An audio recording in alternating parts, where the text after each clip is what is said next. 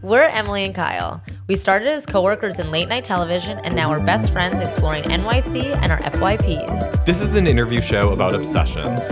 Ours, theirs, and maybe yours too. Welcome to We're Obsessed with You. Out of office. Hello, everyone. Welcome to We're Obsessed with You. I'm Kyle O'Donnell, and this is the show where we talk to the people we're obsessed with about the things they're obsessed with. Emily is still on maternity leave. Still, it's in like 3 weeks. We're sending her so much love, and the baby is absolutely adorable, everyone. And I can confirm it is, in fact, a big baby. So we're very excited for her. I want to jump right into my obsessions this week because we have such an amazing interview with Alyssa Shelasky. This is a sexy episode. So if you listen to this with like your kids, don't. We're trying out something new, so I don't have to talk alone the whole time. I have a few obsessions. One's highbrow, one's lowbrow, and one's razor-brow. Something I'm curious about and want to explore, and I'll let you know what I think. So my highbrow obsession right now is the USM Holler credenza, which is from the USM modular furniture company from the 60s, which was by Fritz Holler and Paul Schaffer. And you've definitely seen them on Pinterest and on Instagram. It's the like chrome and super vibrant color metallic furniture pieces. They do desks, credenzas, bookcases. It kind of looks like a file cabinet. It's stunning. Now, I looked up one of the credenzas because I was looking for a new credenza. $4,000. Guess what? I don't have $4,000 to spend on that. So what I did is I went to my favorite website that I talked about on Nan Phillips' podcast, Noteworthy with Nan. I went to dupe.com and I uploaded this photo of a $4,000 vibrant green chrome gorgeous credenza. It spat one out from Walmart for $600. What? I bought it. It came in a week. It's incredible. It's gorgeous. Photos are going to be right here in the video. It is so stunning for $684.81, which was a $400 savings. So it was already on sale. I'm so obsessed with it. It's such a great dupe, but I just think these pieces are super clean, vibrant. They're my aesthetic. I love them so much. My lowbrow obsession. The other day I had to order checks. Yes, I still write checks. I always think of that SNL sketch with the checks. But I had to order checks, and I was like, how does one order checks? So I Googled checks, and this website, Harland Clark, came up, and I guess they're like the foremost check manufacturer. Remember in the 90s how everyone used to have novelty checks? Like you'd have one with Tweety on it, or those like cherubic angels, or I don't know, like a dachshund on them. I thought they just stopped making them. No. For the whimsy maxers in this world, you can order novelty checks, like with different designs on them. So I have a few that I'm obsessed with, specifically this neon check. It is a green check that has like red kind of 90s like neon all over it. It's stunning. There's one that looks like a children's notebook. There's one that's like high tech looking. You can get them with Muppets on it, Disney characters. I'm obsessed. Everyone, writing a check sucks. Do you know why? Because that means money is leaving you. So imagine if you could be looking down at your check and just see Kermit's face staring up at you. How adorable is that? Once WOWY becomes the media empire it is, you better believe we're getting some fun checks, okay? Okay? And then my razor-brow for this week. I was recommended this book, Heart the Lover by Lily King. I love Lily King. She wrote Writers and Lovers, which came out like a few years ago. It's not a novella. It's a great like quick read. But this new book, Heart the Lover, came out a few months ago and someone just raved about it. It's a thematic companion to Writers and Lovers. So if you like Lovers and Writers, or flip that, reverse it, you'll really like this book, hopefully. I'm going to read it and I'm going to post on our socials and talk about it in a few weeks and let you know what I think. Hopefully it's good, but it's raising my brow. I want to remind everyone that we are on TikTok, Instagram, and Facebook. Please follow us on Facebook. I reactivated my Facebook for the first time in 13 years to advertise that we were on Facebook. Follow us on YouTube. All the things I talk about, the visual things I talk about in this episode will be seen on the YouTube video. And you can reach us at we'reobsessedwithyou@gmail.com. Tell your friends, rate us 5 stars. Please support the show. Our guest today is so fabulous. Her name is Alyssa Shelasky. She is the writer behind the Sex Diary books and column of New York Mag. If you know anything about me, you know I love New York Mag and I love the Sex Diaries and I love sex. We are going to talk about her new book, which is all about ethical non-monogamy and polyamory. And we have some terms that I just want to explain before we get into the interview so you're not like confused about some of the language. ENM. Ethical non-monogamy. That means you're in a relationship where you're allowed to have sex with other people. Basically, an open relationship, but that's kind of like the trendy thing to say. ENM. Polyamory is when you're attracted to multiple people, not just one. Polycule is the group of people in your polyamorous relationship. And I think that's most of the terms that we're going to talk about today. Guys, it's such a fun episode. You're going to be obsessed. Pick up her book. It's going to be on our Shop My and our Linktree. So stick around. Alyssa Shelasky, we're obsessed with you. Welcome. Let me sing my song that I wrote for you today during tennis. I'm dying. It's very short. Okay. Let's talk about Sex Diaries. Let's talk to Alyssa Shelasky. Let's talk about ENMs and being open. Yeah, baby. Let's talk about Sex Diaries.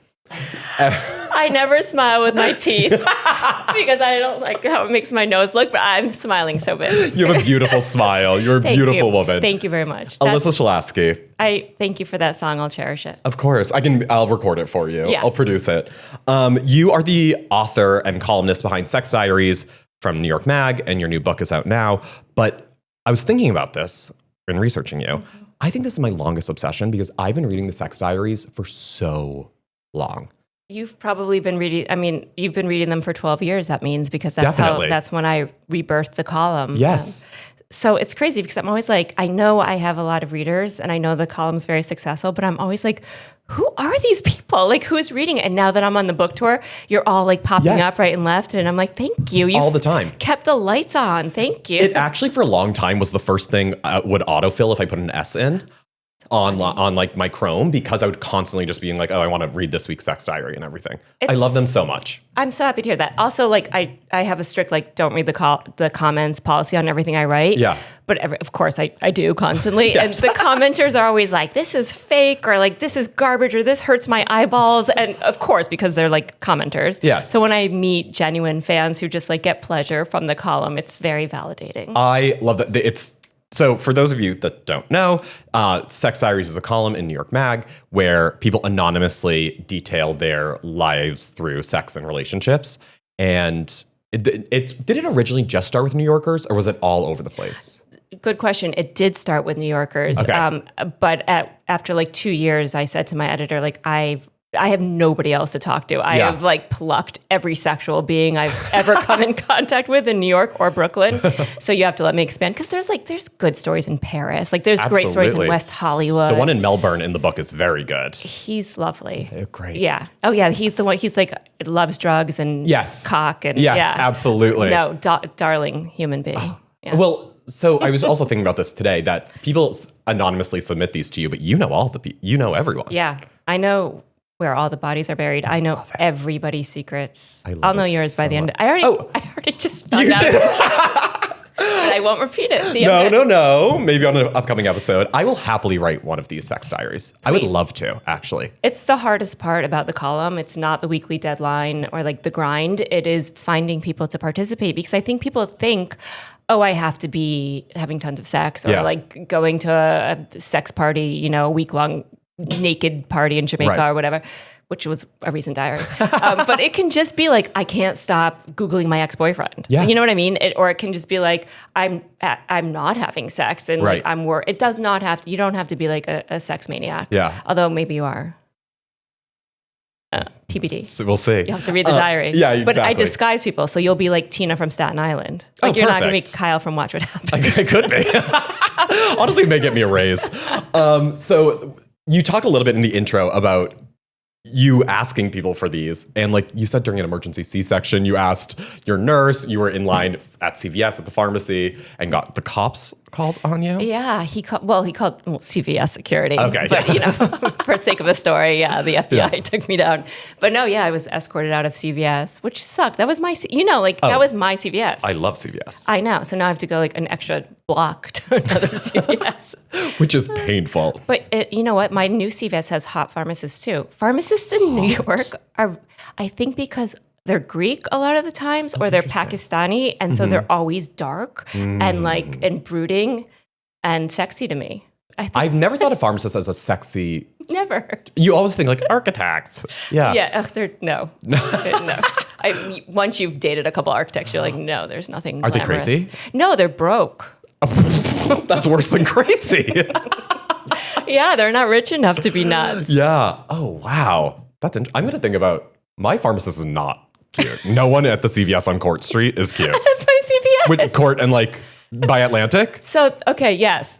Yeah, Court next to Trader Joe's. Yeah. Wait, I've never seen a hot pharmacist there. There's a hot sub. He's a sub. Ooh. Anyway, the hot one, since I know we're in the same neighborhood, is like the Love Lane CVS. Oh, okay. Deeper in Brooklyn Heights. That's a cute You'll CVS know him when too. you see him. Okay, great. Yeah, I mean, maybe he's not there because I haven't been allowed back in that CVS for 7 years. So wild. That is incredible. You know what I recently have been thinking is like a real, like hot, sexy, some cashiers at grocery stores. Oh. Like, yeah. They're getting up there. They're getting hot. Well, doing this column for long enough makes me understand like that there are sexy people among us, and it's never who you necessarily think. Yeah. Speaking of Trader Joe's, like I go down that line if that's your traders, and I am like, who's fucking? Yeah. People make fun of me because whenever I'm on a subway car, I'm like, who would I have sex with if like this suddenly the world's going to end and I want to like one final bang? Yes. I'm always looking. I'm looking, but not thinking who am I going to have sex with? It's just like the journalist in me. I'm like, what is their story? Like, is he's like, who just texted him? Yeah. Or like that guy's up to no good. Like that guy, and I look at their dicks. I always look at the crotches. Always. Yeah. You have to. I have to. I'm curious. Yes. Yeah. So this book is all a collection of ENMs and polyamory, or columns about ENM and polyamorous people.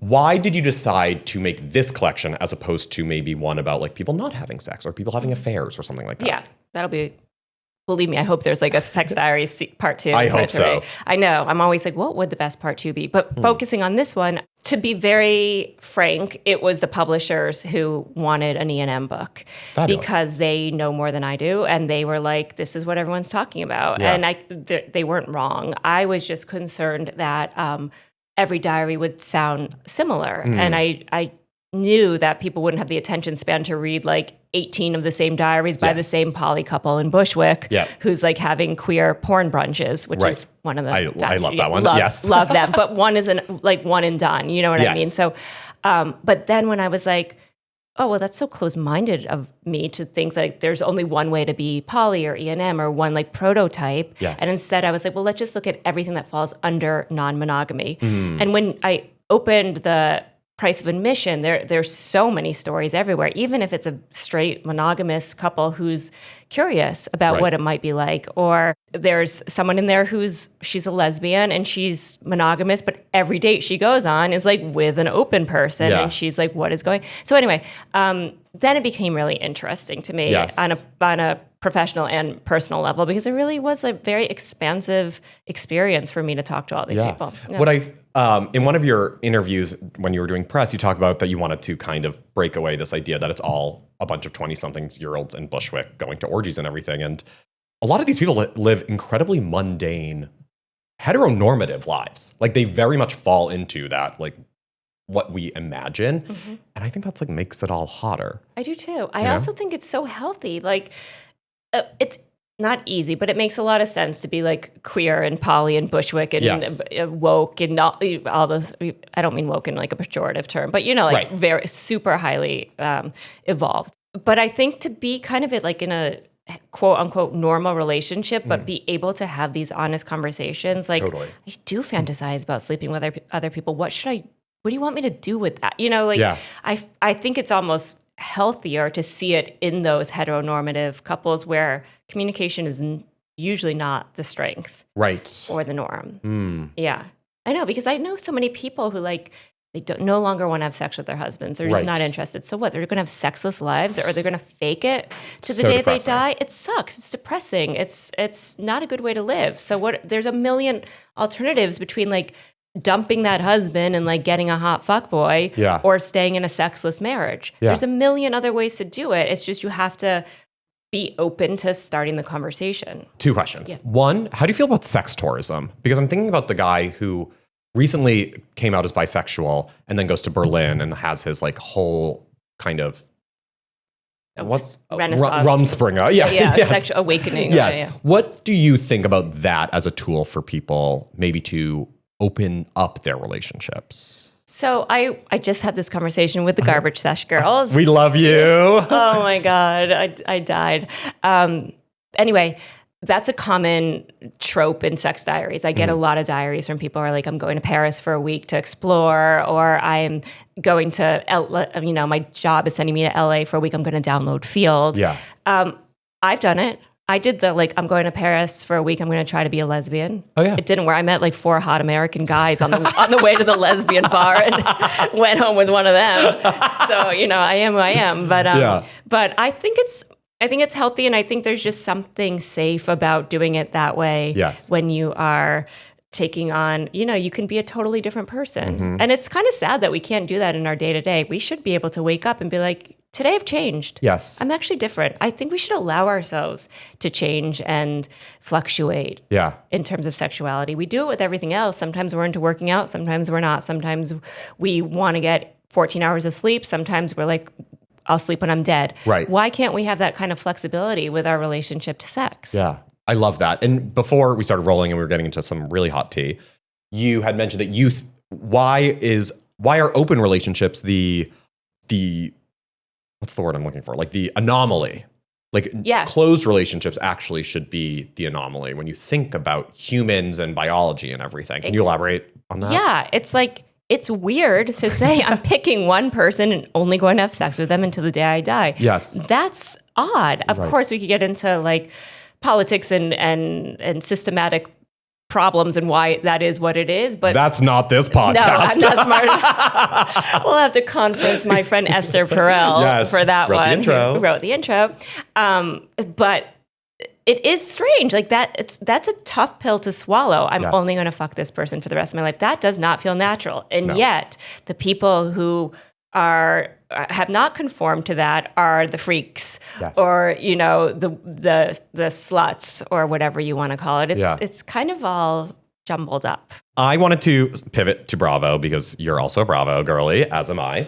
But when people always try to diminish what the housewives mean, my argument is they have changed how we've seen women of a certain age, including, most importantly, they have shown women of a certain age be sexual beings, which besides Blanche on Golden Girls, like we didn't have a sexual being like Luann.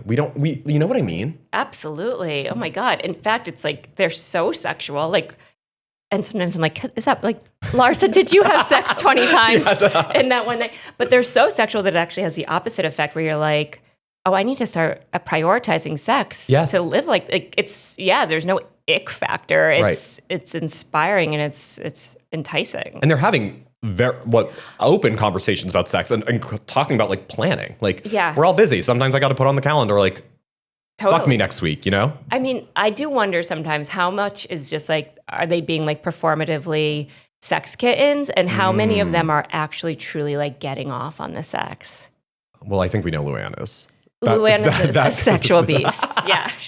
I love that one. Said with love. Yes, of course. No, yes. Yeah. And who else? I don't know. Sometimes I'm just like, I wonder if Larsa, like, those 20, if she came any of those 20 times.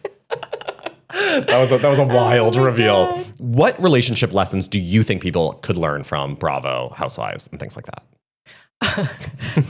Don't get in a relationship. Don't go on Bravo, which is like, God forbid people take that advice, because my whole livelihood. Would you ever go on Roni? No. Why? Oh, well, I don't want to disrespect the show or the women or anything, but like I think it would ruin my life. Okay, that's fair. That's fair. I don't know what I would how I would benefit from it. I also just want to like watch as I'm not a fame hungry person at all, and I have nothing to promote. I don't know. I wouldn't do it. And I was engaged to a Top Chef star. Oh, you were? Yeah. My second of 3 engagements. Love. So chic. I know. And I fell in love with him by watching Top Chef. Oh. Yeah, I can talk. I wrote a whole book about it. It was Spike from Top Chef. Oh, of course, yeah. And I was so attracted to him from watching. I had this like profound out of body experience where I was like, I must have him. I need him. I just was like, I think he's my soulmate. I could not, like, I was fantasizing about him constantly. So I set up a fake interview. I worked at People magazine at the time. You're incredible. I'm obsessed with you. Fake interview for People's Sexiest Man of the Year. Nobody like, that was not happening, but I pretended it was.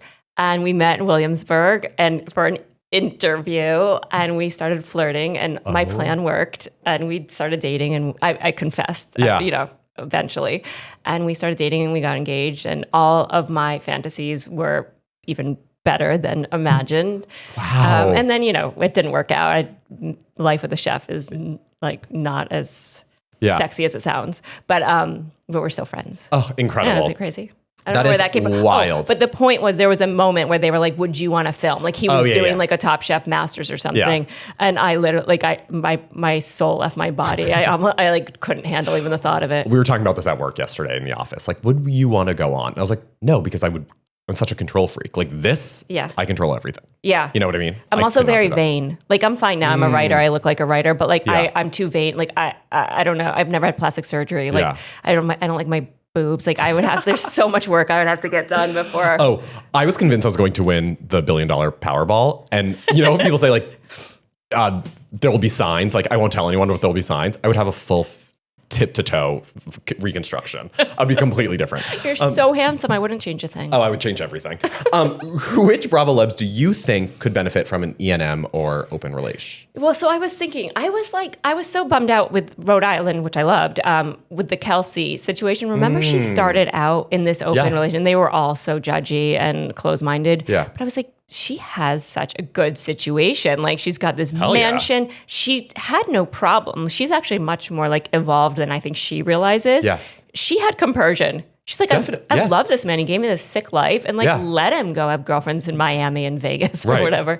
But I think the ladies maybe got in her head, but that to me was like, her relationship seemed more functional than the married. Absolutely. And talk about like someone just living in suburbia that had this like quote secret life. I know. Yeah. I think everyone was jealous. Anyway, who else would be good? I mean, let's think. Who is like notoriously unfaithful? Because some of those people just need to say to themselves, like maybe I don't believe he cheated. I'm very Mauricio forward. Okay.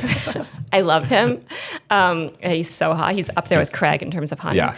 He might be a good example of like, I've been married for a long time, so from a very young age. I'm single now. I'm going to sleep with lots of women, but I'm going to be upfront about it. Yeah. I'm going to be direct about it and not slippery. But in terms of the women, let's think. I'm going through, or maybe the summer house, the young ones, like Kyle, maybe. Of course. Yes. Of course. Although I feel like he wants a girlfriend. He wants to get married and have kids. Yeah, definitely. And I think it's inevitable in the next few years. We have some questions from Emily. It's time for Emqueries. Where'd you get it? How many people were in your grade? How long did that jacket? But was she hot stuff? Was it a favorite? What are you obsessed with? She just had a baby. I have a 2-week-old. Any advice for a first-time mom?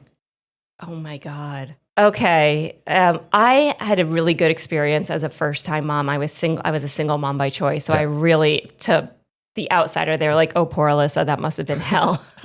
The beauty of doing it alone, and you can apply this to whatever situation, is I did whatever I wanted to do. Fab. So I slept when I wanted to sleep. I would eat pad thai for breakfast if I wanted to eat pad thai for breakfast. I would not shower for 4 days if I didn't want to shower for 4 days. Don't listen to the mommy groups or the Facebook groups, your own family or friends. You do whatever you want to do to survive. I think that's the best I can. And And one of the reasons, I don't know Emily, but like I'm not a perfectionist. Yeah. I'm not a very tightly wound person. And that really helped me with motherhood because I am not a control freak. So I was fine with, things being messy, like your apartment being messy, yourself looking messy. You got to kind of just like let it go. The last good piece of advice I would give is you got to lose the high maintenance friends. You have to be able to bail on your friends. Yeah. You have to be able to say, like, I am not up for it. You can bail 60 seconds before you're supposed to meet someone when you're a new mom. Yeah. So you got to lose those friends who are expecting you to be the same old Emily you always were. That's a great piece of advice. Yeah. Oh, I love that. Yeah. Go-to pizza order at Lucali. At Lucali? Yeah. Oh, well, I have the secret number. So the first thing I do is text Mark. Yeah. And I don't know if this is true or not, but I choose to believe it's true. He once told me that the pepperoni is beef, not pork. I don't eat pork because Beyonce also doesn't eat pork. Yes. So he said because J and B go a lot, the pepperoni is beef. And so that's the only place in the entire world that I've ever had pepperoni pizza. Oh, I love that. Yeah, That's don't good. tell me if it's pork. Oh, I believe Mark is not going to lie about that. And then she said, as a fashion lover, what is your favorite New York City clothing brand that we should follow and know about? Oh my God. I love these questions. I'm usually only literally asked about sex. Okay. I'm going there from here because I have childcare today. My mother and father, my only nannies are my parents. I'm going to this store. Okay, the street that has Cézanne in Nolita. I shop up and down that street. So it's Cézanne, and then I get a margarita at what's the little taco place across the street? Tacombe. Tacombe, yes. Yes, whatever. It's it's mid, but I get a fish taco and a margarita in between my shopping to fuel it, and then I go to American Vintage. It's you've passed it a million times. It's across in diagonal from Cézanne on that street. Softest cotton, like those dream white T-shirts that you see other people wearing. You get them there. It's like $98, but you get like 3 shirts and wear them all season. Oh my God, fabulous. I know. Go there. I'll check it out. No, for real. Okay, great. We'll be right back with your obsession, but can you tease us with one word? Solitude. Oh, I love this. We'll be right back.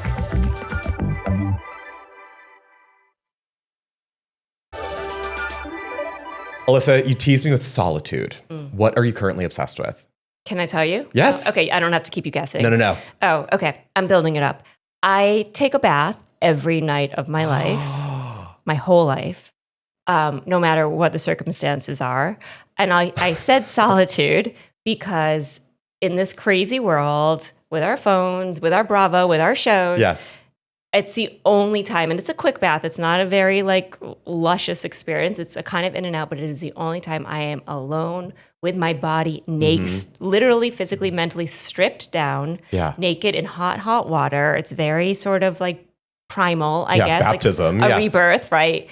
I breathe, not even intentionally. I just breathe because I'm like a living person. I'm laying in the water, naked, breathing, and like this is gonna sound like maybe a little, I don't know, TMI, but like you can like check in with your body. Absolutely. Right? Like when else you like, for good, for better or for worse, like you kind of like have to clean your body. You're checking it out. I roll my shoulders back because of course we're like this all day. Roll my shoulders back while in the bath. I kind of do like a bridge while in the bath. And not only does it reset me, like from there, I pretty much just put on a t-shirt and go right to bed. Or like if I'm going to have sex, it's great too, because like I feel so lovely. And so not only is it a great ritual, but I never get sick.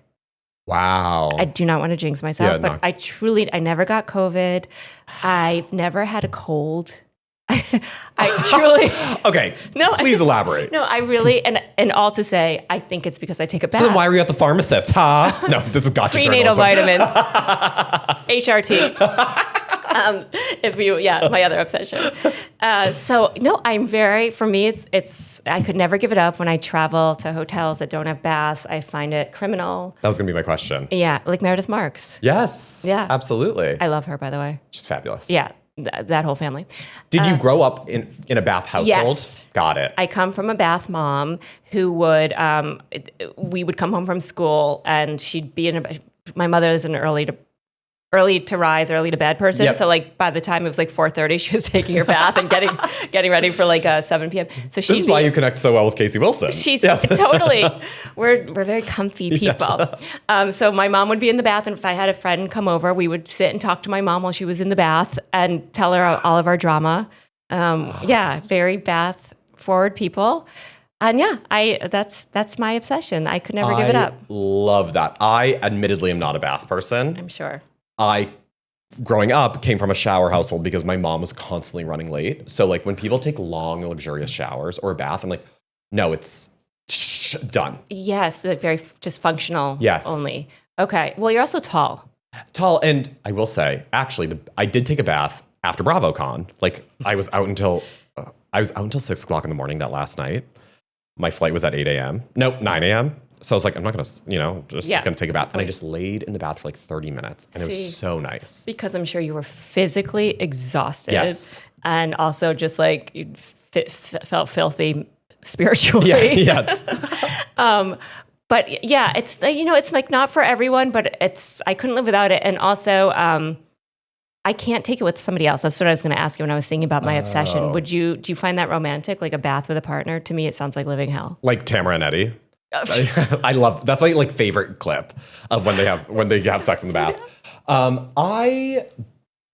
It's so funny you say that because when I lost my virginity, we took a shower together and I remember not thinking it's good. I remember thinking like, I'm now cold because the hot water's on you. Totally. It's not, it's like, I'm too self-conscious, first of all. Yes. Like, yes, shower sex to me is not, and also like, it doesn't like lubricate, it's not a good idea. Whenever people are like, that's a sex shower, I'm like, sure, it's just a really nice shower. It's just a big shower. Right. You're still going to need to like, right? Like you have to like lube up. Like, doesn't it make your parts extra dry? Yeah. It's been a while. Like I ruled out shower and bath sex. It's not hot to me. No, it's not hot for me. at all. The bath is for me. Solitude.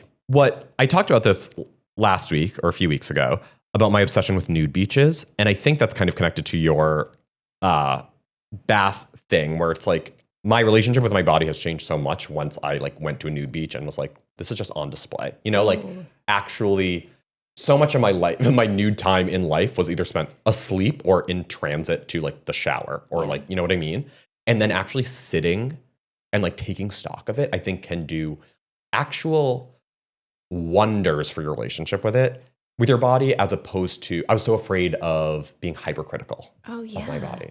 That sounds really liberating. It's truly changed. And part of it was traveling and going abroad and being like, I'm going to have this experience abroad where I'm not going to like possibly run into someone I know. So you were alone on a nude beach? Yes. Yeah, that sounds really cool. It was really fabulous. Did you get up and like walk to the ocean? Yeah, I went swimming. I made friends. Like it was fabulous. That's so cool. Yeah, I can see that being like very cathartic. It is. Have you ever been to a nude beach? No, because like I said, I am vain and nudity is like not my strength. Yeah. Like I'm just not, in front of my kids, I'm intentionally naked all the time because I want them to know like what a real woman's body looks like. Yes, good relationship with the body. Totally. And I never want them to know that I'm like deeply self-conscious and like want new boobs and like tummy tuck. But no, I've never done a nude beach. I can see that being a kind of a life-changing experience for me. It would take a lot of confidence for me to do it. Like if you go on a solo sojourn to Europe or something, it is like it changed. It's like transformative. It sounds like a what's the word? Like an animalistic experience almost. Like it's just like you are as you're meant to be, like just stripped raw of everything, and it's just you and yourself. That's cool. Oh, I love it. Do you use like what products are we working with in the bath? Oh, okay. I like. There's the sex toy brand Mod. Do you know it? Oh, of course, yes. Yeah, it's really beautiful. It's high end. It's like co-owned by Dakota Johnson, yes. which just says enough. They have this like body wash that I use in the bath. They keep sending it to me for free. So, fabulous. Yeah, but it's like for like your well-balanced female body. Oh, cool. So it's just enough like bubbles and it smells good, but it's also like I feel like it's just keeping things extra fresh. Me smelling like Dakota Johnson. Yes. So I use that, and then I have like whatever. I'm not very precious about it, but I use good stuff. It's just like whatever Tata Harper exfoliant is in there, or. But no, I'll do a quick exfoliant. I'll soap up my body. I'll shave my legs maybe like every few months. Depends on the month, yeah. Yeah, totally. And then I just do my like little stretches and I take some deep breaths and I'm good to go. I come out and I'm like beet red because I take a steaming hot bath. And that's it. Oh, and then I floss and brush and do the tongue scrape, which is like I'm obsessed with. And well, I want to talk about some of your other obsessions that you mentioned to Julia. Moving. Why? Okay. I've changed. I used to be a New York or nowhere person. Yep. The day I graduated high school in Massachusetts, I moved to New York City. Where'd you go to high school? Longmeadow High School. Where? At Western Mass. Oh, I'm from the North Shore. Oh, are you really? You're an asshole. Yes, that's why we connect. Are you a 617? No, 978. Okay. Yeah. I'm a 310, which is Beverly Hills, but I come from 413 people. Yeah. Okay, that's so funny. I love anyone from Massachusetts. Me too. It's like instant sisterhood. Sisterhood. We're such dirty dogs deep down. 100%. Right? We're scum. Well, it's like, especially where I'm from, it's like very Catholic. And it's like Catholics are the most perverted people, as we've seen in the news. It's just like, No, the Irish, all my friends were Irish Catholic. I always say I'm the most Jewish Irish Catholic girl you'll ever meet. But no, they were the naughtiest. Yeah. Those boys, those Egans and O'Malleys. And the Shea brothers. Oh, yeah. There's a reason why I went to a Jesuit university. Are you Irish? O'Donnell. Kyle O'Donnell. My God. No, that's foreplay for me. Kyle O'Donnell. What were we saying? Oh, what was I saying? I got so distracted. Oh, moving. So I'm very lucky that I do a little bit of travel writing. I always throw in a couple of stories because it means I can like go somewhere luxurious for free at least once a year or free-ish, like I'll get a media rate or something. And so I've always taken advantage of it. Every summer I'm like that shitty person who's like, I go to Europe in the summer. And this summer I didn't because I had the book coming out and I sold a TV show and like a lot of really cool things are happening. I just didn't think I'd have the steam for like a big trip that involved a passport. So I'm here in New York and it's awful. It's just awful. It's so sticky and hot and I don't mean to like be a person who can't handle the weather or even talk about the weather. I hate myself for talking about the weather. But it's awful. I don't know. I don't like it. And it's making me really turn on New York. Also, like, I'm convinced my air conditioning is like giving all of us cancer. Like, I just don't like it. Yeah. Well, it's so funny you say that because everyone has said this is like the best summer New York has had in so long. I see that as like a journalist. I can respect that with the gay pride and World Cup. Yes, and there was like one more thing. The Knicks. Yeah. The energy was great and people are out everywhere. Yeah. Fine. But it's not enough. It's not Sardinia. Well, yes. It's not even upstate New York. Like, so now I'm just like, it's a fun question to ask. I'll ask you, like, where do you think your geographical soulmate is? Oh, God. Like, where do you belong? If you could just pick up tomorrow, know that you'd have income, keep your job, whatever, where would it be? The truth is I want to be in the middle of nowhere. But where's that? Like, my dream fantasy would be like the south of France. That's nice. it for me. Can you handle a life of French food? I couldn't. It's like my favorite cuisine. That and Thai food. Like authentic Thai food. Oh, so yeah, that gives you good options. Yes. I would do that. Everyone's like, London. I'm like, they're all trash there. No offense to our London listeners, but like, I'm not going to meet a man in London. No. I have a thing for London. I like the chicness of London. I love Ladies of London. Please bring it back. Kyle, do what you can to bring it back. You don't understand. I've like voice noted people at the network and been like impassioned, please. It makes no sense. It's the best. Yeah, it was so great. So I'm always like, I'm freelance. I'm an artist. I'm married to an artist. Well, we're not even married. Yeah. We can live anywhere. Like, why are we here? Yeah. That's what I'm going through right now. Like, why are we here? And if we don't live here, where are we going to go? Where do you think your geographical soulmate? This is not that original, but I love California. I do. I mean, of course, like Italy and Puglia and Europe and all of that. I have like fantasies about, but in a more practical way, I love California. I'm like willing to have my house burned down. I want a bungalow. Yeah. I want Laurel Canyon. I'm like a sucker for that sort of like rock star LA world. Stylistically, like what I'm trying to say, interior design wise, I definitely relate to like that California mid-century modern bungalow thing. Like I love that. But aesthetically, I want to be like Widow's Bay. Like I want to be in a small New England town. It's so charming. And like kind of removed from everyone, you know? Are you watching Sterling Point? No, but I'm going to start. Start it tonight. That's where is that? Muskoka Lake? Yes. Yes. It looks gorgeous. I think Yeah. you're gonna want to move there. Oh, definitely. Like whenever I go to Martha's Vineyard or I'm going to P-Town tomorrow, like Great. these are the coastal aesthetics are Yeah. some of my favorite things. Yeah, well, we're New Englanders. Yes, exactly. Until I move to California, never see you guys again. Well, I will say like moving to New York is probably the farthest anyone in my family has ever been. Oh, really? Like they're all massholes. Yeah. Through and through. Yeah, I Yeah. love it. Oh my God, I can't wait for some of my family to listen to this episode. Like, and they have no clue what like an E&M is, open relationships. I wicked love your son. He's wicked hot. He's so wicked hot. I love him. I'm obsessed. We're gonna get grinders. Woo! Not your grinder. Yes. I'll be on Grinder while we get grinders. We're running out of time, but we want to do a lightning round to get your takes on some final hot topics. Okay. Tell me if you're obsessed or over it. Pencils. Over it. I love pencils. Shots, like drinking shots. Always have been over it. Thirst traps. Into it. Portable electric fans. Or into it. Upstate New York. Into it because there's nothing better right now in my life. I love upstate. Trucker hats. Into it. Pajama sets. Into it. The Gilded Age. Obsessed. I wanted to set you up for this. The best show on TV. Wait, I found it on a plane because there was nothing left to watch on the way home from LA 2 weeks ago. And I was like, ugh, fine, I'll watch this like period show. It looks like so dull. So good. I got so hooked so fast. Yeah. And my partner's last name is Russell, and my kid's last name is Russell. And remember, I told you in the That's beginning, why you I wanna want to change change your my name. I want to be Mrs. Russell.